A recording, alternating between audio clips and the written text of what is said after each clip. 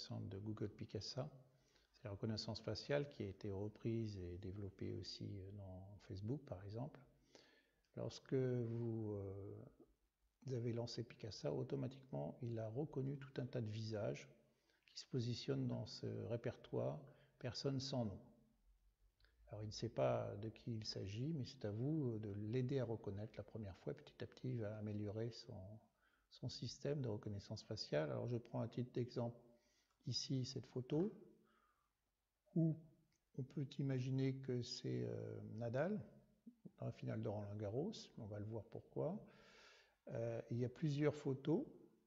On peut cliquer sur l'une d'entre elles, s'apercevoir que c'est bien lui, Rafael Nadal. On va éventuellement dire ici grouper par visage. On va se retrouver comme ça avec moins de difficultés lorsqu'on est sur un certain nombre de photos, ce qui permettra éventuellement, si on reconnaît une personne, automatiquement de reconnaître toutes les autres photos, ou développer si jamais on a besoin d'avoir un petit peu plus de précision sur les photos.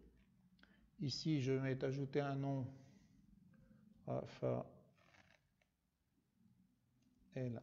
Nadal.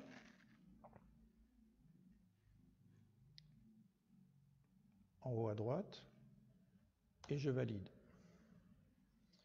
Il va éventuellement me demander donc automatiquement de créer un nouveau contact, l'adresse email éventuellement, sinon c'est tout, et vous faites OK.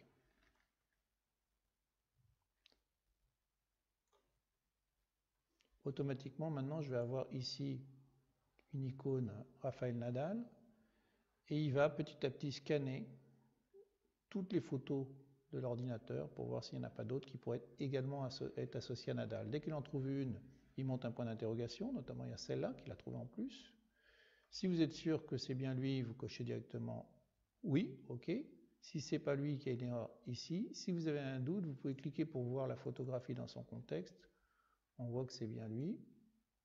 On valide. Plus vous validez, plus il va vous en proposer des similaires. Alors là, il y a toute une série.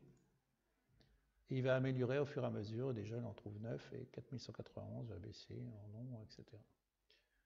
Donc petit à petit, vous allez pouvoir avoir des albums classés par visage sur la gauche. Et si un jour on vous dit, tiens, j'aimerais bien voir toutes les photos de monsieur ou madame Untel, et bien vous cliquez sur sa tête et vous aurez toutes les photos classées en fonction du nom de la personne, indépendamment de l'endroit où elles sont dans chaque album. Voilà.